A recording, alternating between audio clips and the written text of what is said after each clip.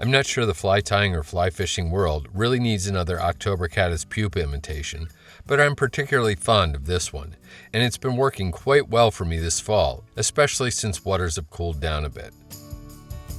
The fly starts with a somewhat unique Fulling Mill 5115 barbless 3X heavy size 10 hook. After getting the hook firmly secured in the jaws of my tying vise, with the eye up a bit so my tying thread can't go spinning off of it, I load a bobbin with a spool of UTC 70 in dark brown. Get the thread started on the hook shank, leaving a full eye-length space behind the back edge of the hook eye. Once it's well anchored, you can snip the excess tag off close. Small-sized copper brown ultra wire is used to rib and segment the body of the fly. An 8-inch length will make numerous flies. Begin securing one end of the wire to the top of the hook shank, and as you take thread wraps rearward, allow the thread to push the wire to the far side of the hook. Continue taking rearward wraps, binding the wire to the far side well down into the bend. Then return your tying thread forward to the initial tie-in point. Brown Antron yarn is used to darken the rear top of the fly. Many of the naturals are colored in a similar manner. Begin securing one end of the yarn to the top of the hook shank, then pull rearward and continue taking wraps to bind it down on top. As with the wire, go well down into the hook bend before returning your tying thread to the initial tie-in point. Sow Scud dubbing in an amber color is used to create the abdomen of the fly. Pluck a fairly ample clump free from the packet. Use the dubbing to make a rather robust noodle on your tying thread. Start taking wraps with the noodle so the dubbing begins at the rear tie-down point of the wire and the yarn. Be sure to get a full wrap of dubbing around the shank. This will allow you to get hold of the noodle and twist it clockwise, as if you're looking down on it, into a thin, fuzzy little rope. Keep a firm grip on the corded up noodle as you begin taking touching forward wraps with it. The idea is to build up a nice, tight, somewhat segmented abdomen on the fly that ends at the initial tie-in point. With this done, pull the Antron yarn forward over top of the body, then take 2 or 3 tight wraps of tying thread to anchor it. Pull the material up and take a couple of thread wraps around just the hook shank, followed by a couple more over top of the material. This helps stop the slippery Antron from pulling free. I use plunger-style hackle pliers to grip the excess Antron, then snip it off close, as this allows me to keep track of it for later use.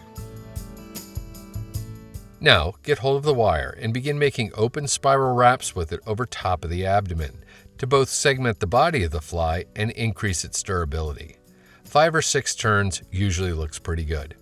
When you reach your tying thread, use it to firmly anchor the wire, then helicopter to break it off close. Using a dubbing brush, or here a fancy popsicle stick with hooked Velcro at one end, rough out the dubbing on both sides of the fly. You don't have to go nuts here, just make it look a little fuzzy, about like so. Now, pick up that extra bit of Antron you snipped off, find its approximate midpoint, and lay that midpoint on top of the hook shank.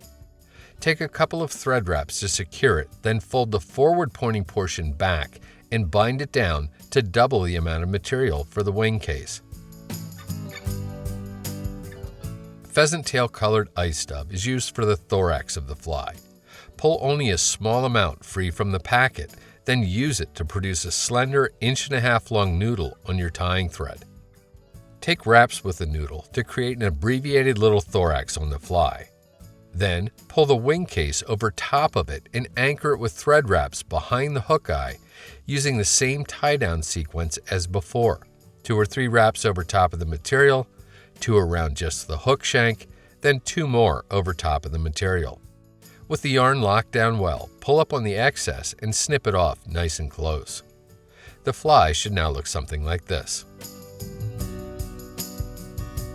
Just about any soft hackle feather can be used on this pattern, but I really prefer a nice burnt orange color one, like this Brahma Hen from Whiting Farms.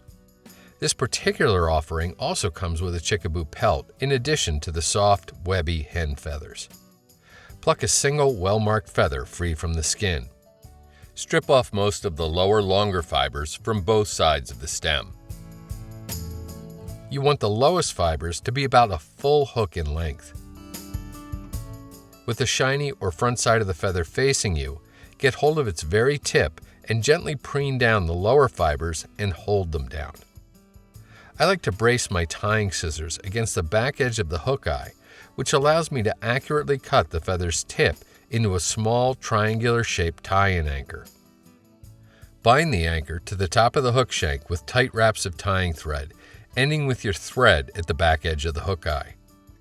Get hold of the feather's stem and bend it down through your fingertips to fold the fibers rearward. Start taking wraps with the feather to create a fairly sparse collar on the fly. Then anchor the stem with tight wraps of tying thread and snip the excess off nice and close. Preen all the fibers down and begin taking thread wraps to pin them back and down, kind of beard style. To me, this really sells the pattern as a pupa. Pick up your whip finish tool and use it to do a 4 or 5 turn, back to front whip finish, seat the knot well, and snip or cut your tying thread free. Finally, pick up your head cement and apply an ample drop or two to both the fly's wing case and the thread wraps at the head of the fly. UV Cure resin would also look good. Once the head cement sinks in and dries, the finished fly should look something like this. I prefer to fish these swung down and across off a light sink tip or a weighted poly leader. Fall trout really seem to like them presented like this.